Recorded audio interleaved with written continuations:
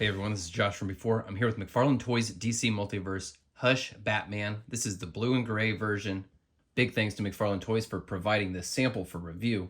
This dude is up for pre-order on McFarlaneToysStore.com.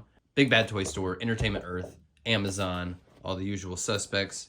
He's expected to ship in March. There's the barcode if you're looking for him in person. This is going to be interesting because I did get the Hush Batman that came with the 2-pack some time ago. I did find myself very underwhelmed by this figure, but just seeing this guy in the box, this might be a redemption song for the Hush Batman body buck. Let's get him out. So I'm definitely a sucker for the blue and gray look. So right away, they've got my attention there. I do prefer the yellow and black bat emblem, but there's nothing wrong with this at all. It looks really good. The head sculpt really nailed that Jim Lee look. And do I detect maybe a hint of Affleck in there a little bit?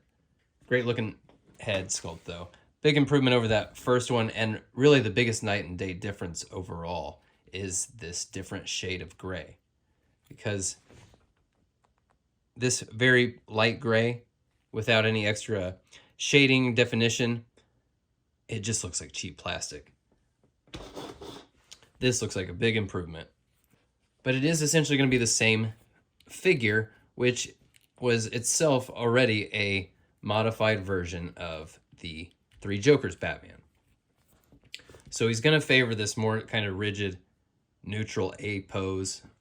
This really isn't the figure you're going to have crouching on a gargoyle. You know, he's got a little bit of movement here and there. He does have double knees, but they just don't get up very far. But you'll definitely be able to get some dynamic action out of him. And, you know, maybe it's just the blue. I'm liking this cape a bit more in this version. Maybe it's because there's a little bit extra definition. They've actually got some shading on there down at the bottom of the cape. It might just be I'm really partial to the blue and gray classic 70s, 80s look that this guy's winning me over. Really, the one big visual gripe I've got is that the shoulders here are kind of an awkward match. You'll recall in that first Three Jokers Batman, the cape kind of covered the shoulders, so you didn't see this. And here, quite a big gap. Now they have done us the favor of loading this guy up with accessories. He's got 2 batarangs, which that is just the same batarang. I'm not sure if we've seen this guy before. If this is maybe the year 2 batarang with no paint on it. Now, these are definitely modified year 2 fists. They don't even actually match the hands that are on the figure out of the box. But this one has a kryptonite ring, which that's a great little detail. I really like that. Hopefully that's a thick glove, because he is just blasting his hand with radiation there. So you can see the out-of-the-box hands give him some pretty cool options for holding these batarangs. I like having the options for a variety of interactions with the accessories. So that works really well for me. And here he is with the fists. He looks great, and I gotta say, actually, the cutouts here for the rotator cuff butterfly kind of joint does make for a nice right cross. It looks good. Okay, now here's where it comes down to. We've really seen this figure a lot now. In theory, I should be tired of it, but I'm not. It's just I'm just a sucker for that blue and gray.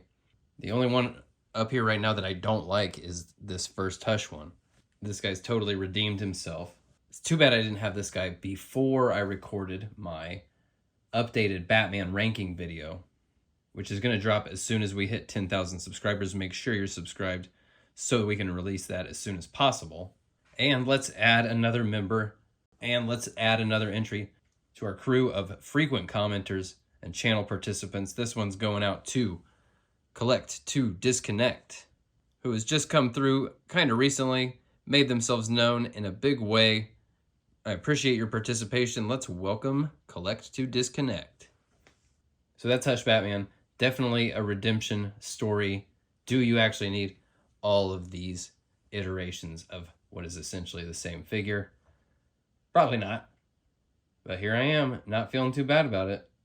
This guy can go away, though. This guy, or forget him. All right, folks. That is going to do it.